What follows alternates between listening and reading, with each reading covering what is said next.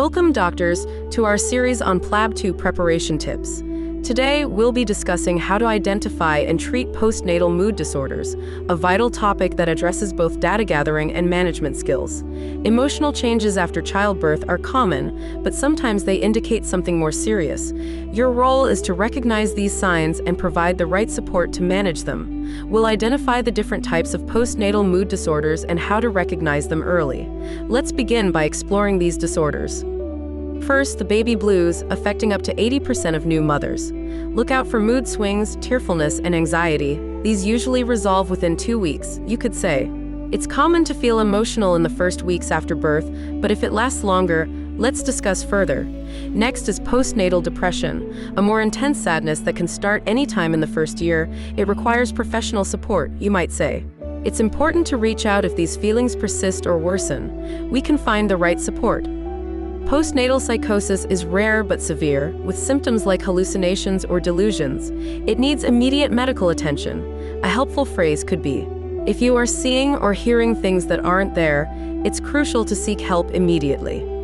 Recognizing signs of mood disorders is key. Emotional signs include sadness or irritability, while physical symptoms are fatigue and sleep disturbances. Behavioral changes, like difficulty bonding with the baby, are also crucial. You might ask, have you noticed feeling disconnected from your baby recently? Assessing risk is vital. Look for signs like self-harm thoughts or difficulty caring for the baby. Early identification is crucial to prevent escalation, you could say. If you ever feel like harming yourself or the baby, please let me know. We can support you. The baby blues usually start within days and last up to 2 weeks. Mood swings and tearfulness are common, but no medical intervention is needed. Encourage the patient by saying, it's okay to ask for help and take time for yourself. Postnatal depression may persist if untreated, with symptoms like low mood, fatigue, and difficulty bonding. Address this by saying, let's talk about how you've been feeling since the birth. We can address any persistent sadness. Managing postnatal depression involves self-help, psychological therapies, and sometimes medication. A strong support network is crucial for recovery. You might say, we have options like therapy, medication, and support groups to help you through this. Now let's talk about postnatal psychosis, a rare but severe condition. This typically begins within 2 weeks after childbirth, with symptoms that are sudden and severe. The symptoms of postnatal psychosis include hallucinations and delusions, alongside extreme mood swings such as mania or depression. Confusion and disorientation are also common, creating significant distress for both the mother and her family. Postnatal psychosis requires immediate attention. You can say, this is an emergency condition and often requires hospital admission to ensure the safety of both the mother and baby. Medications like antipsychotics and mood stabilizers are commonly used alongside psychological therapies like cognitive behavioral therapy or CBT. In more severe cases, you can deliver this by saying, in certain situations, we may consider electroconvulsive therapy or ECT as part of the treatment. When discussing the causes of postnatal mood disorders, it's helpful to highlight the interplay of biological, psychological, and social factors. For example, you can explain, hormonal changes after childbirth, along with genetic predisposition, can significantly contribute to mood disturbances. Psychological factors, such as previous mental health issues or high stress levels, are also influential. Socially, a lack of support or significant life stressors can compound the issue. Pathways to recovery focus on a combination of self-help strategies and professional support. You can say, start by ensuring proper rest, light physical activity, and a healthy diet. Emotional support from loved ones is equally crucial.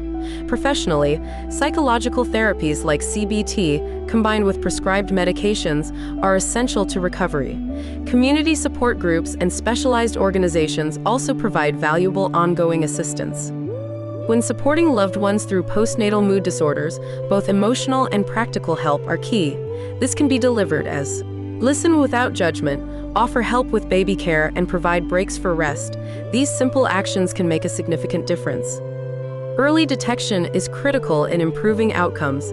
As a healthcare provider, you might explain it like this. By being attentive to changes in mood or behavior and encouraging early intervention, we can help ensure faster recovery and a better mother-child relationship. Remind patients that seeking help is a positive step toward recovery. Treatment options vary based on the severity of the condition. For the baby blues, self-care and emotional support are often sufficient. In the case of postnatal depression, therapy, medication, and lifestyle changes are typically required, forming an individualized treatment plan. For postnatal psychosis, you can say, immediate medical intervention is essential, and hospitalization may be necessary to ensure comprehensive treatment.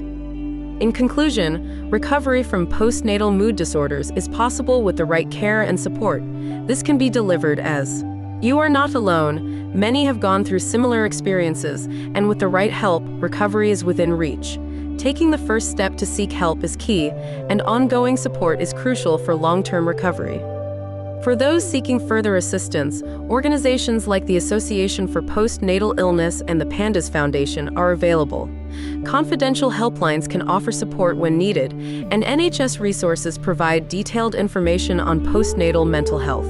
Encourage patients to reach out to these resources for additional guidance and support. Please like and subscribe to TuringMedSchool. Good luck with your preparation.